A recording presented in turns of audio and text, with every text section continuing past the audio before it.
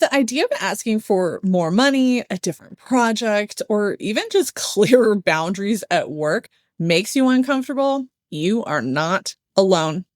Most professionals I work with are confident in their abilities, but they hesitate when it's time to speak up for what they want.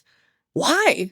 Well, for many, they don't want to be seen as difficult or entitled or pushy, or they've asked before and didn't get the response that they hoped for. So now they're questioning everything. But if you're staying quiet, it doesn't protect your reputation. All it does is help you stay stuck where you're at. And that discomfort that you're trying to avoid, it is costing you clarity, progress, and sometimes even respect. In this episode, we are going to talk about how to ask for what you want in a way that's direct and strategic without steamrolling people and without abandoning yourself in the process. Because advocating for yourself isn't rude, it's a skill. And like any skill, you can learn how to do it with confidence. Welcome to Control Your Career. I'm Julia Toothacre, your strategic career consultant, and I'm so glad that you're here. This season, we are talking through real career challenges that professionals face, especially when you're established, experienced, and trying to move forward with intention. Today's topic, how to ask for what you want. And in many cases, how to ask for what you want without feeling like a jerk, which I think a lot of us have felt at some time or another. Whether it's a raise, a boundary, a role change, or even just more respect, if you have been holding back and biting your tongue because you don't want to make waves, see what I did there? This one is for you. We are going to walk through how to make clear requests, how to prep for uncomfortable conversations, and how to separate being assertive from being aggressive. Let's get into it. Let's go through talking about why asking for what you want feels so hard. And unfortunately, through my experience and the experience of many of my clients, this is particularly hard for women, BIPOC, and first generation employees. And this is because we are taught to prove our worth through action, not ask for it or build strategic relationships. And so what that means is we are told if I work hard enough, then I'm going to get where I want to be. I just need to keep working harder, do more, and I'm going to get there. But that's really not the reality. And speaking up can feel like we are rocking the boat, especially in environments where simple requests can be viewed as complaints. And we will talk about that. There's a fear of being labeled as too much or not a team player or demanding, which I can tell you happens more often to women than it does to men. For myself, I'm a very direct communicator, and for a woman, that comes off as aggressive and demanding when really I'm just asking a direct question.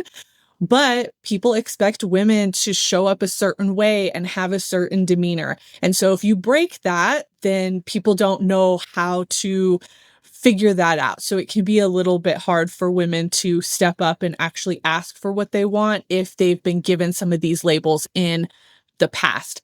But here's the reality. You cannot control how other people view or interpret your communication. So yes, I can add a bunch of flowery statements and I can adjust my language to an extent. But at the end of the day, me being direct and straightforward should not be seen as a negative. And in most cases, the people that are receiving me that way have their own work to do. But that still creates barriers for me in the workplace. And personalities are all different and interpret communication differently. And it's hard to say, I'm the one that has to change my communication style. But at the end of the day, if I'm in an environment and a culture that requires that, then sometimes that is a sacrifice that I have to make until I can be in a culture that appreciates the style that I am bringing to the table. Something to think about as well, and this is especially prevalent within the US American working culture, is that the cultural expectations often reward compliance over assertiveness. And so if we are in especially any kind of corporate environment, but honestly, really most working environments at this point, they just want you to comply. They want you to do the work, do the thing that you have been asked to do. Anytime that you come to the table, maybe more directly, or you have ideas, sometimes they like it or they say they like it, but really it can be seen as assertive. And in some cultures, it's not good. So you have to understand the culture of the organization that you are in. Here, part of the problem though with that is if you are in a counterculture situation, then staying silent can really lead to burnout, resentment, and then missed opportunities. So some of this for us is really understanding the culture that we're in and why it feels so hard for us to actually speak up within that culture. And so I'm going to speak to women right now. Are you in a culture that is male dominated? Right. And maybe not even male dominated, but more patriarchally dominated. So there might be women in leadership, but those women believe that they need to act like men in order to get ahead. That is very common. And so you have to understand that culture. You have to understand where you are at. One thing that I want to make sure that we understand through this is that being clear about what you want and need is not demanding. Even if people make you feel like it's demanding, it's not. It's part of managing your career and doing so strategically, but it might mean that the environment you're in is not right for you. So let's use the control your career framework to work through what it means to ask for what we want in our career without, feeling pushy, without feeling like we are being really aggressive with it. So we've touched on this already, but we're going to start with realistic reality. This is stage 1 of my process. And this is where we are looking at what is real, what is happening right now. This topic can bring up a lot of feelings for people. I know for me, even as I was planning this episode, I could feel inside of me how frustrated I was, even just talking about this and teaching on this topic, because I have my own experiences that I have gone through related to this. So you want to make sure that you take a step back, take your emotions out of it as much as you can, and look at what is happening right in front of you. And so let's ask ourselves what is happening. So what do you actually need? So you're talking about asking for things, it might be a raise, it might be a promotion, it might be a certain project at work. Like, what is the thing that you need that you are not getting? So really figure out what that is for yourself. Have conversations already happened around this topic? And if they have happened, I want you to revisit those conversations and really ask yourself, did I ask well? Did I have the right information? Who did I talk to? Did they need more information? Did they have something else going on that really hindered me getting what I wanted out of that conversation? Okay. If you haven't had that conversation, this might be one of our goals, right? Goals and actions. Then what conversation does need to happen in order for you to get the thing that you want? Is it possible that somebody is blocking you? A lot of times it's going to be a manager, unfortunately, but sometimes it's a coworker. Sometimes it's somebody we don't even realize that's blocking us from being on a project or getting a promotion. So definitely understand who might be blocking you in this. If it is your manager, again, you have to break down what is that communication block between the two of you. Something else to look at, and this is particularly around promotions and projects and things like that, but is your role changing without your input or permission? I'm seeing this happen a lot, especially as companies are going through layoffs and they're trying to compensate for the people that they've laid off. And so the people that have stayed are getting a lot more work, and it's been frustrating. What happens then is you're afraid to speak up because you don't want to be next on the layoff list. And so that can hold you back from asking for anything, asking for a promotion, all of that. So this is part of realistic reality in your situation, in understanding what the landscape is within your organization and culture.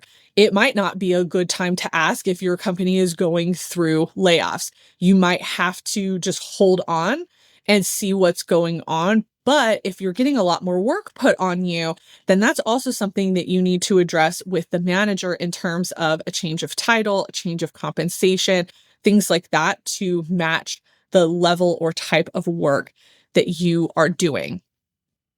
And then the other thing I want you to ask yourself in regard to this realistic reality is, what is the cost to you if you stay quiet?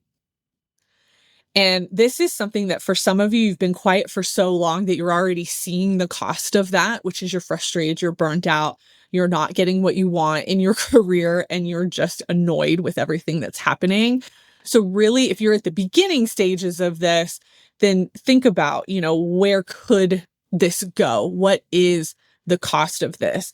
Um, for some of you, you're going to work through this and realize that you're not in the right culture, you don't have the right manager, all of that. And then you're going to end up going into a process of, I need to find another position. We're not going to go into the depths of that today, but that is something that you might realize about this conversation. And so you want to make sure that you are aware of that. And one thing to remember as we're having this conversation about realistic reality is you can't advocate for something if you're not clear on what is not working. So a lot of times we know that something's happening, we feel it, we understand that something's not right, but we haven't taken the time to really break it down. We haven't done the realistic reality process to be able to go, yes, this is the thing that's not working for me. And I think that we can fix it if I can figure out how to ask for it. Right. So really honing in on what is the issue? What is the thing that I need to be able to speak up on? And then now let's move to stage 2, which is identity analysis. And so this is really looking at our personality and our preferences. And I will say for this topic, communication is going to be at the top of the list, because this is about how do we communicate? How do we talk about, asking for what we want and building a case for it? In some cases, there are also relationships that have to be built. And we've done a couple episodes around influence that you might want to go back and look at that as well. But let's ask some questions to help determine who we are in this process that might be able to give us some idea of the goals and actions that we're going to need moving forward. So I want you to ask yourself, do you avoid conflict? Because at the end of the day, asking for something for some people can feel like a conflict. It can feel like, I'm asking for this thing and I might not get it, and that might create some tension. And so it can be really intimidating for people. So if you avoid conflict, then this process might be even harder for you. Or do you over prepare? Or in some cases, do you delay conversations? So really understanding your approach to this is going to be really helpful in what you need to personally work on to be able to advocate and ask these different questions. Also think about what makes you confident in asking for something. So what do you need to be able to share that's going to help you feel like you're asking the question well? So for example, we have people who will use data to build a case, or they're going to use storytelling to build a case, or they're just going to ask directly without either of those things.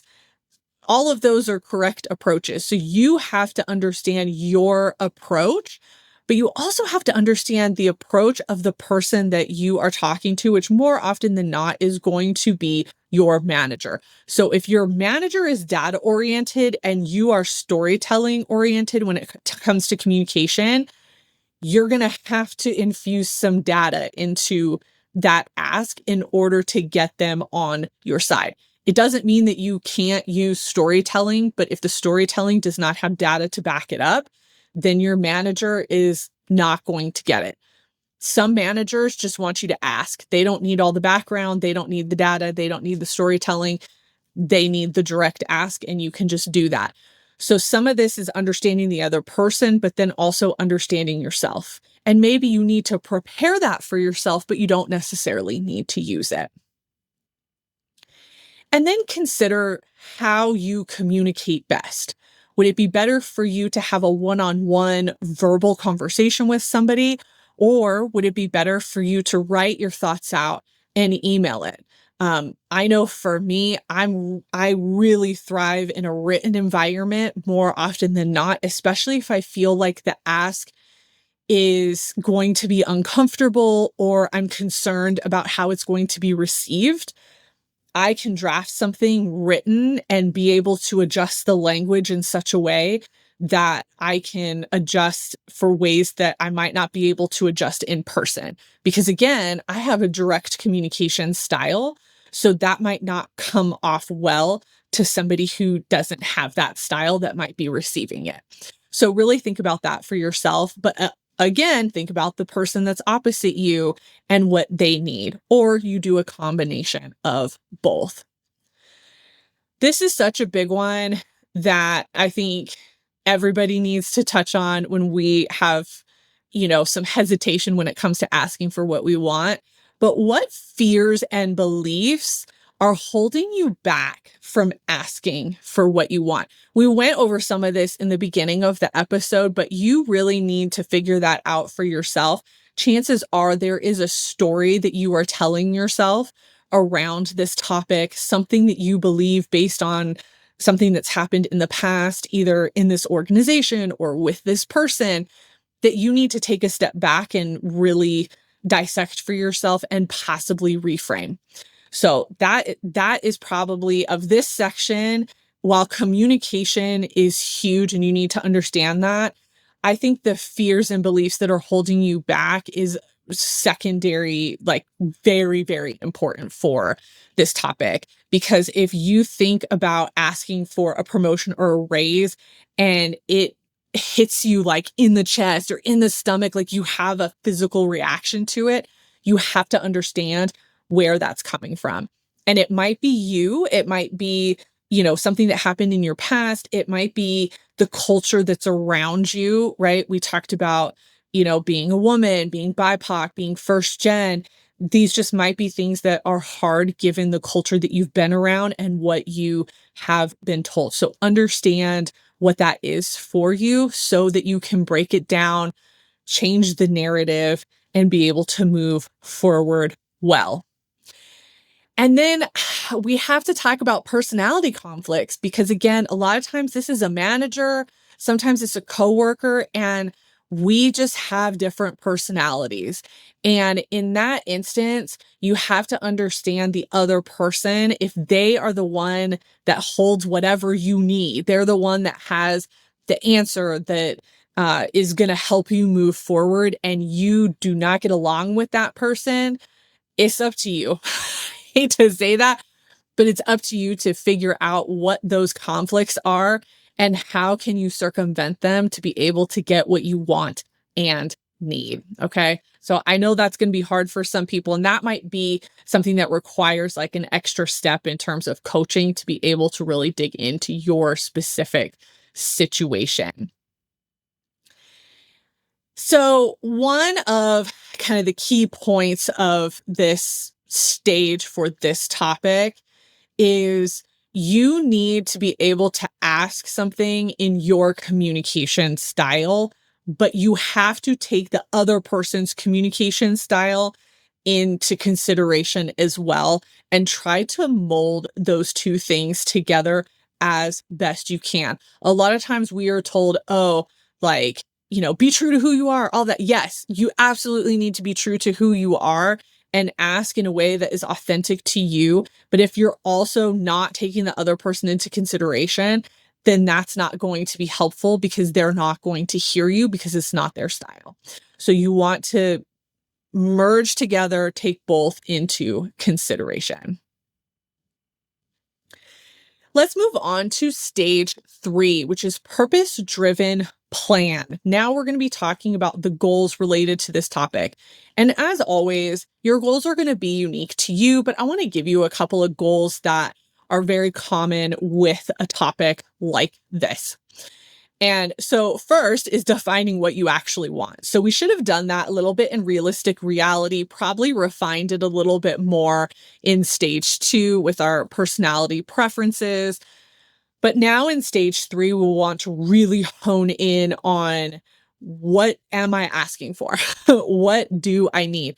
The more specific that you can get with this, the easier it is to create the plan of action that goes along with it. So really think about that. Do you need more autonomy? Do you need a new project? Is it a title change? Is it a salary increase? Like, what is going to help you? And it might be smaller than that. It might not be a big thing. You just might be holding yourself back for whatever reason. So figure out what that ask is. Then I want you to clarify why this is important to you. That why is going to help you build the case. And it's also, I think, just going to give you more confidence when you understand or you're asked questions. If somebody says, why should I give you a title change? You have to be able to answer that.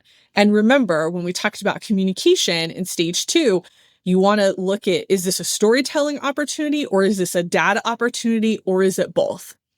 I know there was one point in my career where I knew that my position was being underpaid. And I had done some research around that. And I brought it to my director and I said, the type of work I had a hybrid position, which was not common at that time. And so I actually put together some data of other positions and I ended up getting, I think it was like, I want to say it was about $7,000 adjustment in my pay, in my annual salary, because I had done the research and then my manager took it to HR, they verified it, and I was able to get that adjustment. But in that particular scenario, it wasn't about the storytelling aspect. It was about the data because it had to go to HR. And so that's what you have to figure out is what is the why, what makes it unique, special, different, and then come with whatever is needed to make a case for that. Okay. And then the other thing to consider is you want to think about trade-offs and adjustments when it comes to whatever you're asking for. So we have that main goal, but what are some things that you might be willing to let go, or what are some alternatives? If you know the landscape really well, what is something else you can offer? Anytime that we can negotiate, I think that is really helpful. Obviously, you don't want to pull that out immediately, but you want to be prepared for it. The one thing in this particular topic to understand with the goals is you have to be clear. This is a situation where vague requests are going to get vague outcomes. So you want to be really clear about what you are asking for. You want to understand the why.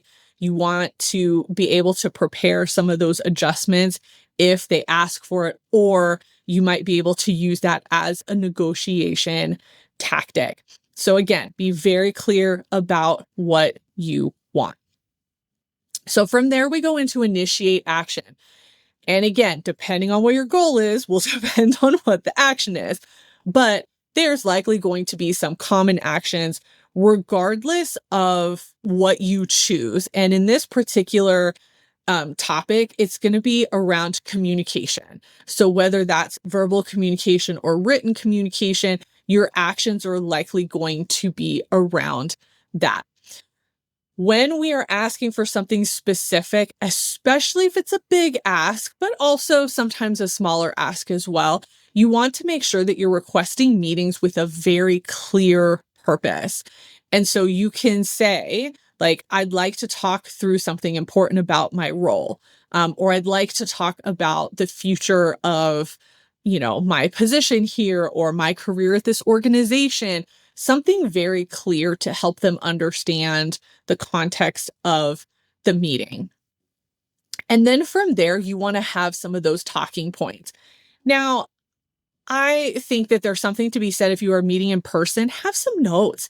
If you're nervous, if you know that, speaking verbally and asking for what you want is hard, you forget things, you get flustered when they're right in front of you, like have some notes about what we've talked about today, right? Make your case, have the statistics, have the stories, have that out in front of you. There's nothing wrong with that. You need to feel confident in taking action. And if having notes is going to help you feel confident, then do that. For these types of conversations, I also think it's helpful to do some role play if you're really uncomfortable about it with either a coach or just somebody that you trust in your life. Have that conversation, have them ask you hard questions that your manager might ask so that you can be prepared with an answer. A lot of times, what throws us off are questions we're not anticipating, and that can really make us flustered in the moment. But I will say, if they ask you a question you don't know the answer to, it's fine to say, you know what? I don't actually know the answer to that, but let me get back to you after I've done some additional research or I've had some time to think about it. This isn't something that I can manage on the spot. That's okay. Nobody is expecting you to be perfect all the time or have all the answers all the time. Even though you might feel like it needs to be that way, it doesn't. All right. So remember that you want to create an environment when we're talking about taking action around these asks. You want to make sure that it feels like a win-win for everybody. And so anytime that you can bring something else to the table is also going to be helpful. But remember, I'm talking a lot about in-person communication because that's usually how these happen. But this can also happen through written communication if that is easier for you. And here is my one piece of advice.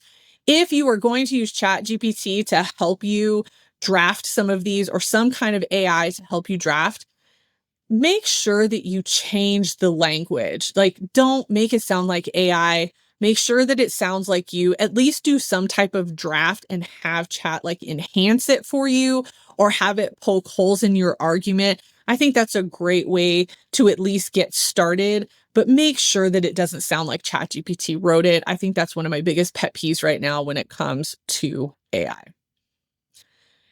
And then we're going to go into high impact habits. Now, I will say for this particular topic, while there are some habits that I think are helpful, habits are not something that I think are key to this outside of being able to continue to ask for what you want. And so sometimes that's going to be a little bit hard for you because you're warming up to it, you're getting used to it. But I think if you kind of do an evaluation like every month of, is there something I need to ask for? What's in my way? What does that look like? I think that is a helpful habit to consider. But this isn't something where I feel like, oh, we have to do this, we have to do that. I think this is a topic that once you understand what you need to ask for, you do some of the legwork, it becomes a lot easier to come up with some of these asks. So I'm not going to really highlight habits for this one, but really it's building self-advocacy for yourself. And so understanding your wins and all of that, and then continuing to work on your communication and confidence when it comes to, standing up for yourself, basically. So with this topic, one thing to remember is that people cannot support you if they don't know what you want. So the more specific and aligned your requests are, the more likely that you are going to get what you need. And if you're gunning for leadership, then that's a way that they're also going to see you as a leader. Leaders are going to ask for things. They're not going to wait to be told what they want or need. If this episode resonated with you, please subscribe so that you don't miss future episodes. And share this episode with somebody who has likely been putting their own needs last at work. And then also check the show notes for a free Control Your Career worksheet to outline some of the questions and thoughts that I have gone through in this episode today. And until next time, keep taking control of your career.